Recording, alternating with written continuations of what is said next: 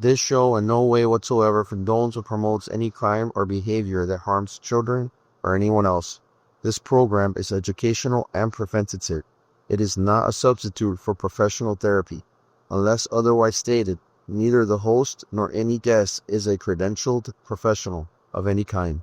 If you feel you need mental health treatment, please seek a professional. Welcome to Authenticity Redefined, Round Zero.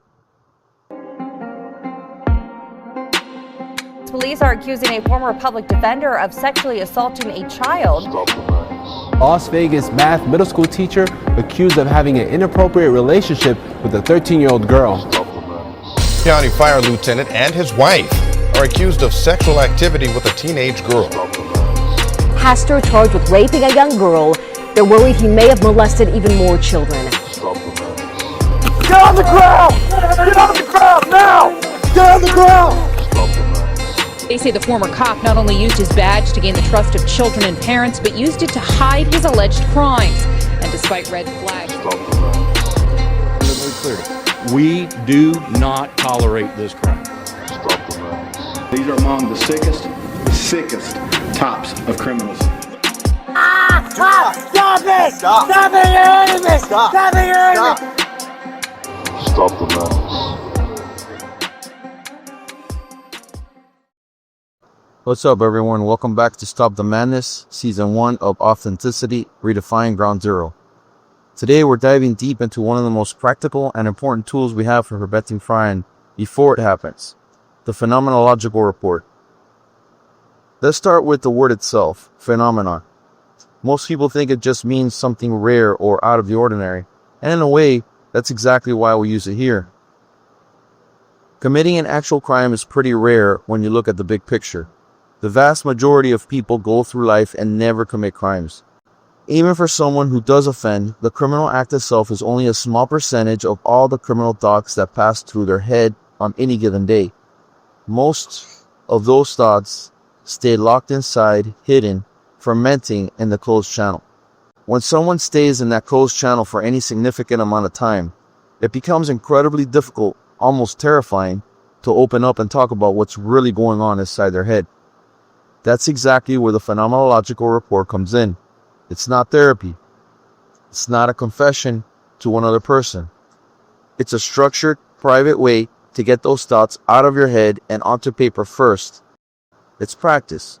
It's crawling before you walk and walking before you run. But prepares you for the real thing, opening the channel to an intervener, whether that's a spouse, a friend, a mentor, or someone in the community. The whole goal is to rip criminality out at the root.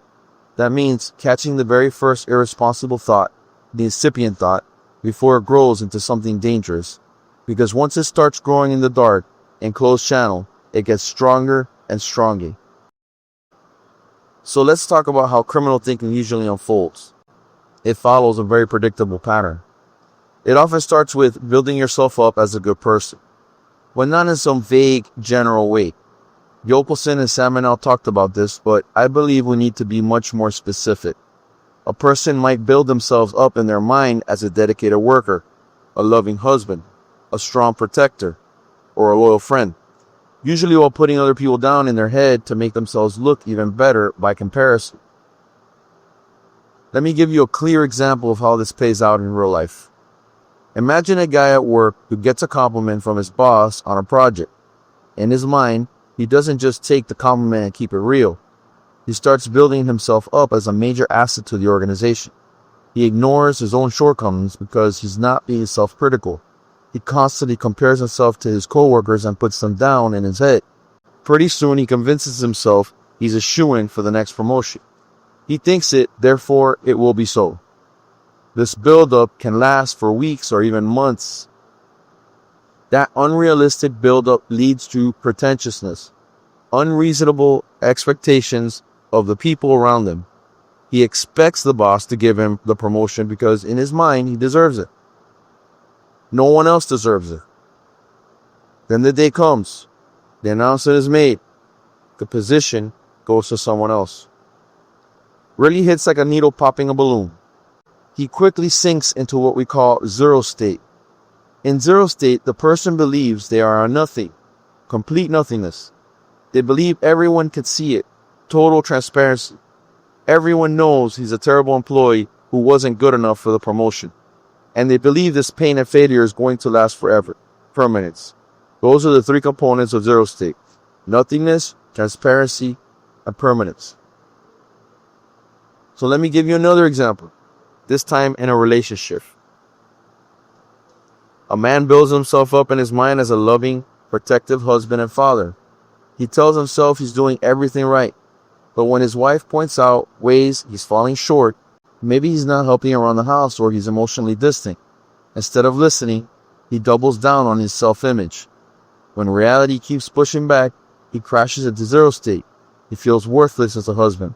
He's convinced everyone sees him as a failure, and he believes his feeling will never end. Here's a deeper example that shows how this pattern can start early and last for years. Imagine a young boy in school who likes a girl in his class. He's shy, awkward, and has poor communication skills. But because he doesn't self-evaluate or assess himself honestly, and because he builds himself up in his mind that everything will go exactly the way he imagines, he expects the girl to say yes. He's already decided in his head how it's going to play out. When he gets rejected, or even when he sees someone else get rejected, it hits hard. The unrealistic expectations are ruptured like a balloon. He shuts down and goes into zero state. He feels like a nothing. He believes everyone can see how worthless he is. And he thinks this pain and rejection will last forever. Because he's not self-critical and doesn't know how to bump and grind with life on life's terms, he stays in that chronic zero state for most of his elementary, middle, and high school years. Responsible people also face rejection, but they know it's not unique. Everyone gets rejected at some point. They adjust, they learn, they move on. But the institutionalized person doesn't. They don't criticize themselves. They don't reassess or seek ways to improve. Instead, they try to achieve emotional homeostasis through power, control, and excitement. Maybe he starts trolling social media looking for minors. Maybe he turns his attention to a minor family member. He won't even attempt to talk to an adult woman out of fear of rejection or of rupturing that inflated self-image he has of himself. And so the cycle continues, sometimes for decades. If the person is unable to pull themselves out of that zero state, what happens next is institutionalization. That deep emotional and psychological stagnation we talked about last episode. They haven't learned how to process normal adult emotions or suffer like a responsible person. So they reach for the only tools they have, power, control, or excitement, to try to get back to emotional balance. This thrust toward power, control, or excitement can happen immediately or can build over time. In the work example, maybe the guy finds out he didn't get the promotion and immediately has an antisocial outburst. He strikes out at his boss, makes threats, or punches a hole in the wall. That's the immediate manifestation. But it doesn't have to be immediate. He might just pout. He gives his boss the cold shoulder, fake smiles through meetings, or turns sarcastic. He stays in that chronic zero state for days or even weeks. His thinking becomes filled with criminal thoughts as he desperately searches for emotional homeostasis. Maybe he starts indulging in pornography. That's its own form of power, control, and excitement. But the longer he stays in closed channel and zero state, the more that craving for power and control grows. Pornography stops being enough.